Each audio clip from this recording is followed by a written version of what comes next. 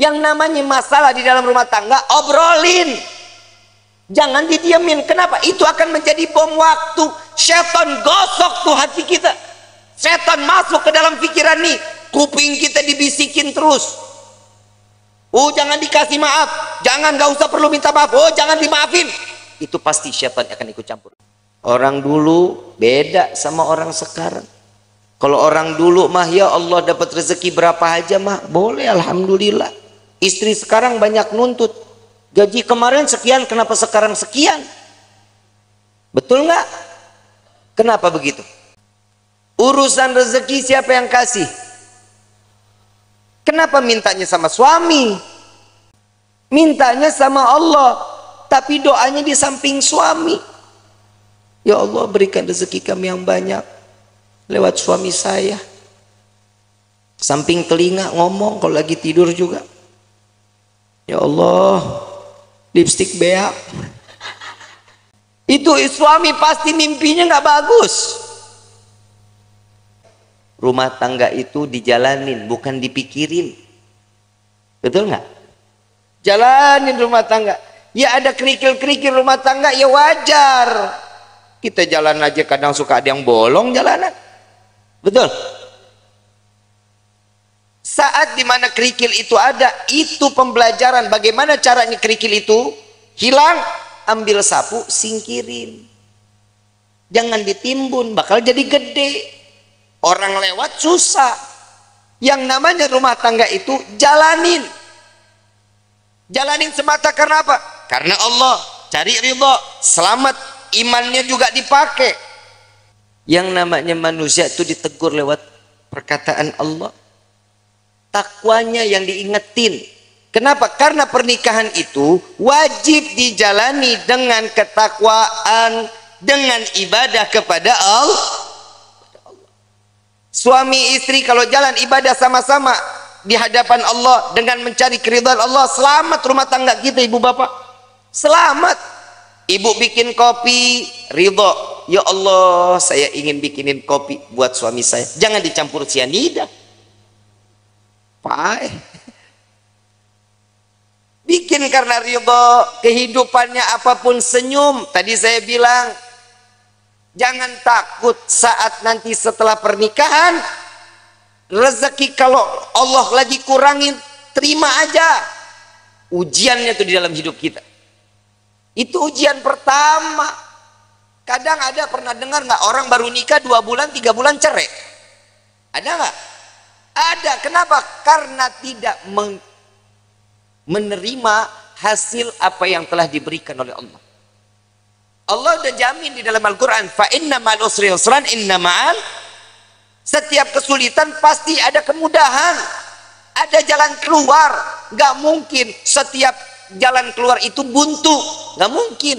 Allah menetapkan satu ujian kepada setiap hamba, pasti hamba itu punya kekuatan. Allah nggak jahat kayak kita. Kadang kita nyuruh orang seenak-enaknya, itu orang nggak mampu juga kita harus wajibin. Tapi kalau Allah memerintahkan kita karena tahu Allah ini manusia ini mampu. Ini orang tahu cara jalan keluarnya, Allah kasih jalan keluarnya. Wa wajadaka dhalam fahada. Allah kasih petunjuk di dalam kehidupan. Ini ayat buat siapa? Nabi SAW. Saat Nabi berjumpa dengan 2 arah, harus kemana? Ke kanan kah? Lurus kah? Ke kiri kah? Kemana? Tapi Allah kasih petunjuk jalan. Makanya di dalam rumah tangga petunjuk itu wajib kita cari. Bagaimana caranya? Tahajud jangan ditinggalin, sholat duha jangan ditinggalin, sholat taubat, hajat, minta sama Allah. Kenapa? Saat seorang istri sujud, saat seorang suami sujud, ini akan mendapatkan pandangan kasih sayang oleh Allah. Insya keluarganya pasti sakinah, aman, tenang. Yang kedua, mawaddah. Mau apapun kendala di dalam rumah tangga tetap ngegemesin. Tahu ngegemesin? Bercanda tuh di dalam rumah tangga harus. Suami istri jangan tegang-tegang. Cuman nanya gaji berapa sekarang, lu berapa, gue sekian, banyakan gua. Dan saling bercanda bagaimana? Sekiranya yang dilihat istri suka, suami suka. Ada kisah ini, Sayyidina Ali karamallahu wajha, menantu Rasulullah sallallahu alaihi wasallam, pernah ada konflik saat Siti Fatimah berbicara. Saat Siti Fatimah berbicara itu, Sayyidina Ali ngerasa tersinggung. Wajahnya berubah. Gak senang. Tapi gak berani untuk ngucapin Sayyidina Ali. Kenapa? Karena memandang, ya Allah ini anaknya Nabi.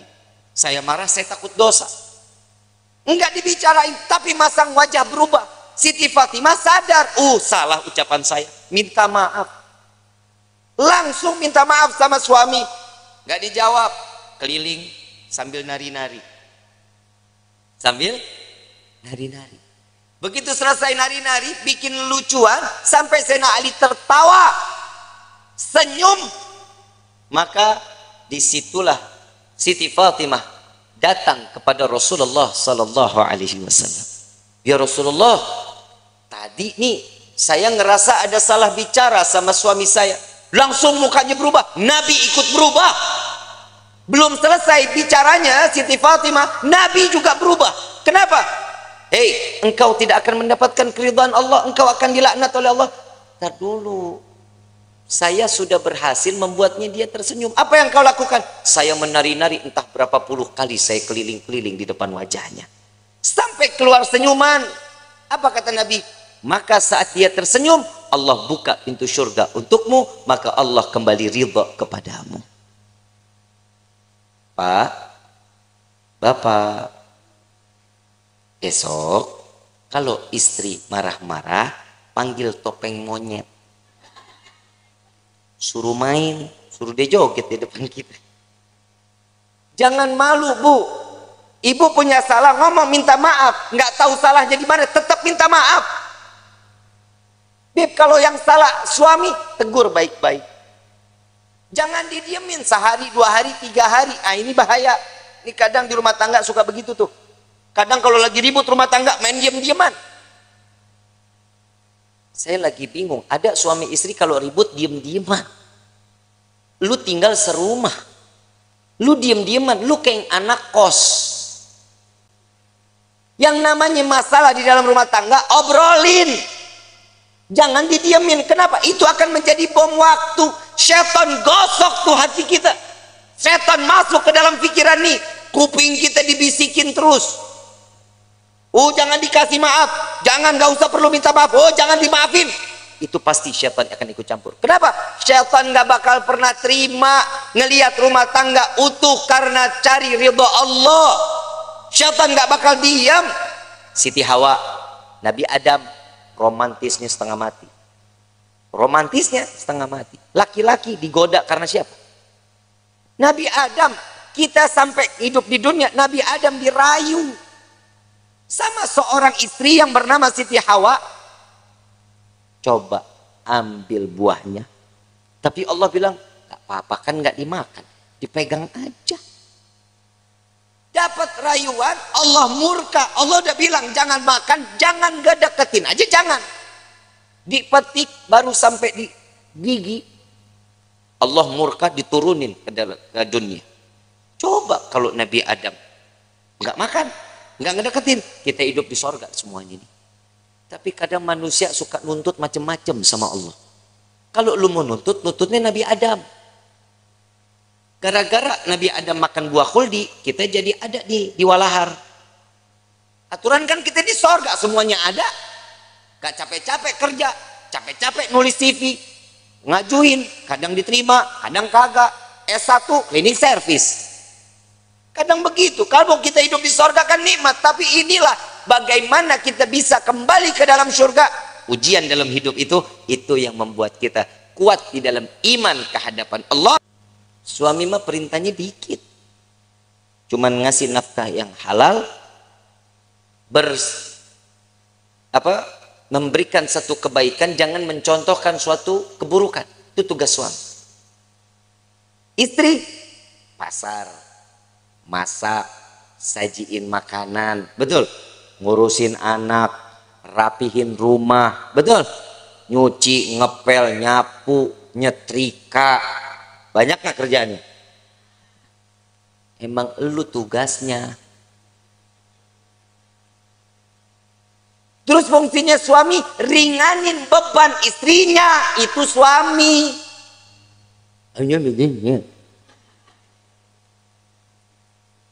Yang namanya suami kalau lagi istri nyuci, suami yang ngejemur. Emang nggak ada suami yang begitu di sini? Nggak ada. Tukar tambah, Bu.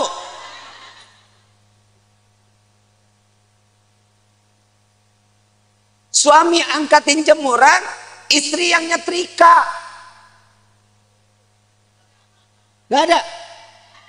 Suami yang ke pasar, istri yang masak. Nggak ada. Ya derita lu dah. Ngeringanin beban istri itu salah satu pahala untuk suami.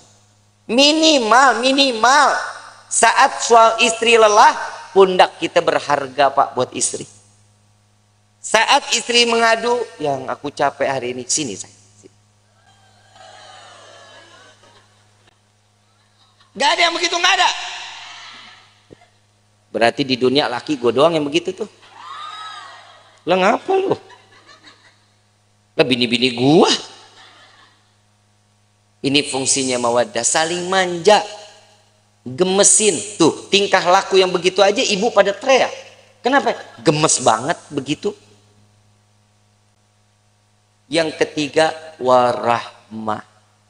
Hibur kehidupannya dengan kasih sayang. Pegangan tangan, rahmat. Allah turunin kasih sayangnya. Rontok dosa kecilnya. Pandangan-pandangan mata, cintanya makin tumbuh. Tapi Pak, jujur kita jadi suami banyak ngedoain istri. Istri belum tentu doain kita, Pak. Lah emang benar. Pak, boleh dipercaya mau enggak, Bapak ntar tidur pandangan-pandangan mata. Yang namanya suami ngelihat istri, pasti di dalam hatinya, ya Allah, istri saya capek dari pagi sampai gini hari, belum ngurusin saya, belum apa-apa, ya Allah, kesian. Jadiin semuanya capeknya, lelahnya jadi nilai ibadah di hadapanmu, ya Allah. Itu suami doanya. Kalau istri ngelihat kita, Pak, lagi tidur pandang-pandangan, ya elah, laki gue begini banget. Mana mata belok, hidung pesek, hitam, hidup lagi. Tuh istri begitu. Tapi ingat, Pak, semua apa yang dilakukan oleh seorang istri contoh dari suaminya. Bapak mau lihat istri wangi, Bapak juga tampil wangi dong. Ya, jangan tiap hari pakainya 1000 bunga, 1000 bunga, 1000 bunga. Istri juga enak pakai yang kerenan gitu. Hahaha. Betul kan, Bu? Tapi memang istri itu dituntut wajib wangi di depan suami. Lu mah kagak. Mana apek, boremason, cap kampak, GPU, kan? Bu, jangan dulu dah, Mayang aja. Mayang, ini kan malam pertama nih, Yusuf, iya. Ini dalam hatinya Habib udahan ke. Mayang, tampilnya sebagaimana pengantin baru terus sampai mati menjadi pengantin baru. Ya, minimal kalau tidur nggak males pakai bedak, pakai lipstik. Ya, Sup ngomong, yang aku paling suka deh ngelihat kamu kayak gini. Puji. Seorang istri itu paling seneng, Sup, kalau dipuji. Yang hidung kamu tuh kayak baskom.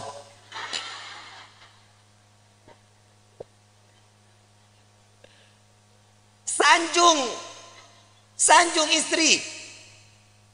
Yang Nabi sering sanjung istri, disanjungkan sama Nabi kan? Disanjung Humairah yang pipinya kemerah-merahan. Bapak ngomong, nih masalahnya orang hitam legem. Mana merahnya? Ya minimal kan dipanggil manis, kan bisa. Sweetie, kan bisa. Jangan dipanggil Blacky. Jangan. Karena kasih sayang itu timbul juga dari panggilan. Jujur. Pak, maaf. Bapak kalau dipanggil siak, gahar nggak? Kesel nggak? Dibilang manehna? Kesel nggak? Saya ini seorang kepala rumah tangga, hargain saya. Coba kalau suami dipanggil sayang, besok uang jajan nambah, Bu. Dan laki-laki juga sadar diri, wajib ngasih tahu sama istri. Lihat Rasulullah nyanjung Siti Fatimah, Siti Aisyah, saat lagi sholat Siti Aisyah, Rasulullah lewat. Ya Allah, terima amal ibadah Aisyah. Ya Allah, ampuni dosa Aisyah. Ya Allah, masukkan Aisyah ke dalam surga. Doa di hadapan Siti Aisyah. Siti Aisyah lagi sholat. Begitu selesai sholat langsung kabur. Ya Rasulullah, tadi aku dengar engkau doakan aku. Iya ya Aisyah. Gimana perasaannya? Wah, senang. Begitulah caraku mendoakan umatku, kata Nabi Muhammad SAW. Ternyata doanya Nabi Muhammad tetap buat umat. Kebahagiaan siapa? Umat. Makanya orang yang menikah itu mencontoh sunnah Nabi Muhammad sallallahu alaihi wasallam. Makanya ibu, yang namanya suami nikah, jangan banyak aturan. Suami mau nikah lagi, kasih. Emang apa? Perih. Lebih perih suami ngelihat lo cemberut mulu. Betul Pak, pulang dari pagi sampai sore ngelihat istri udah begitu aja modelnya, dari mulai bangun tidur sampai sore begitu. Muka demek, rambut berminyak, begitu dicium ya Allah bau kompor. Bu, mau suami betah di rumah mau? Yang rapi dong. Kelihatan suami bakal pulang kapan? Mandi, rapi, bersih. Saat ngadepin suami, suami pulang ngelihat istri cantik, ya Allah, itu capek ditinggal di pagar Bu, nggak diajak masuk capeknya. Mah, kemon, nggak ada cap. Kalau ini sudah di rahmahnya ini kita jalanin, inilah yang namanya baiti jannati. Rumahku surgaku. Tapi kalau ini nggak ada, iman nggak ada, siap. Rumah jadi neraka. Rumah jadi neraka. Ibu bapak romantis suami istri, anak ngelihat senang, anak pasti akan contoh kelak nantinya dia bersama suami atau istrinya akan sama sebagaimana rasa kasih sayang yang dicurahkan oleh pasangan ibu dan bapaknya. Kalau anak tiap hari ngelihat orang tua ribut, besok anak begitu juga. Apalagi kalau ada bapak kasar sama istri. Nah, punya anak laki-laki, punya anak perempuan, besok tuh anak kalau udah gede, punya psikologinya berubah, takut sama laki-laki, dia akan cari pasangan perempuan. Lah emang udah banyak sekarang yang begitu. Sebenarnya itu faktornya bukan hanya itu. Yang kedua, ada salah sama siapa dia bermainnya, sama siapa dia berkawannya. Makanya rumah tangga itu diisi dalamnya dengan iman, kenalin Allah sama nabinya, maka rumah tangga akan berkah. Ini ibu kagak sholat, bapak enggak sholat, anak dituntut untuk hafal Quran, kan PA. Nah ibadah ya, jangan bikin ibu bapak masuk ke dalam neraka. Nah lu yang mau dinerakain. Kadang orang tua juga suka egois. Dia ngarepin ini anak bisa nyelamatin dia, sekarang hidupnya dia semau-maunya. Kasih kenal anak kepada Allah sama Nabi. Itu yang bikin tenang. Bapak, ibu enak ibadah, ibu enak pengajian, anak terlepas rambutnya, kelihatan sama yang bukan mahramnya. Hati-hati, ini anak perempuan begini, cukup dengan satu helai bawa masuk 4 laki-laki ke dalam neraka jahanam. Bapaknya, pamannya, baik itu dari ibu atau dari bapak, suaminya, anak laki-lakinya. Jangan jadi aman. Makanya saya selalu mengatakan, saat proses pemakaman, simak baik-baik. Untuk para alim ulama, para kiai, para asatidz, saya ingin menyampaikan, untuk prosesi pemakaman, perempuan dilarang ikut di dalam proses pemakaman. Ngaji, makanya ngaji. Jujur kiai, jujur ustadz, ustazah, benar. Ini yang masih menggunakan tradisi ini cuma para habaib sama syarifah. Sekarang proses pemakaman, saat keranda jenazah dibawa, perempuan ikut di belakang. Saat perempuan atau si jenazah ingin diproses masuk ke dalam liang lahat, perempuan pada ngejejer di dekat lubangnya. Hati-hati, yang namanya perempuan itu banyak larangannya. Tangan terbuka segini, ini aurat. Ibu yang ngebuka aurat, jenazah yang disiksa.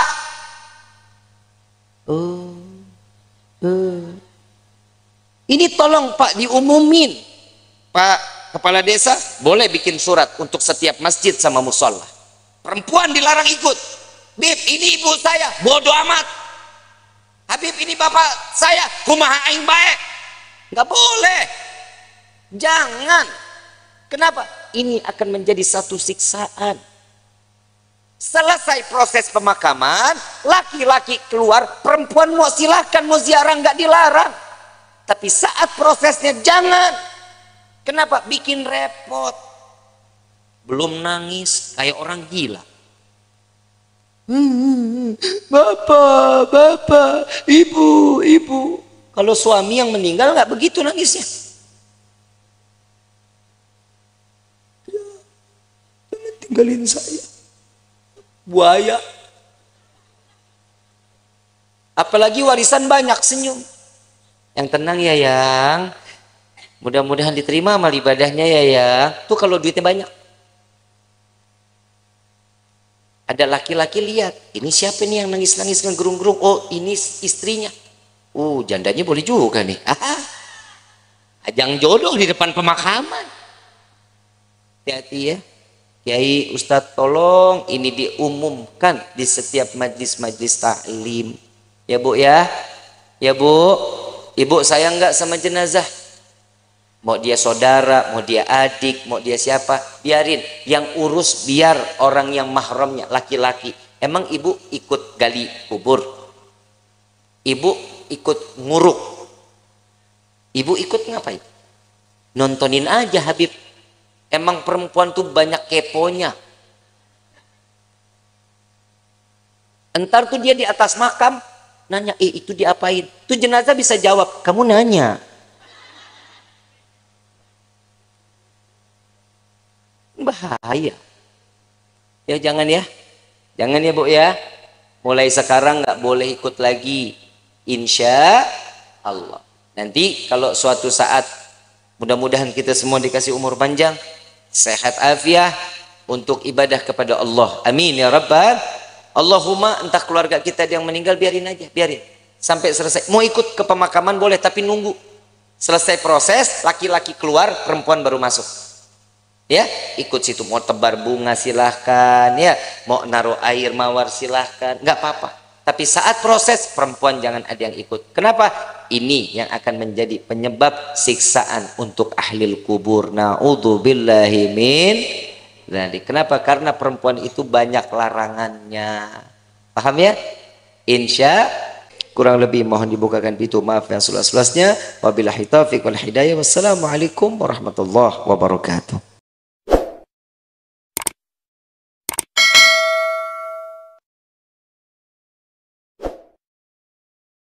Terima kasih telah menonton sampai akhir teman-teman. Semoga apa yang disampaikan pada video kali ini bisa bermanfaat untuk kita semua.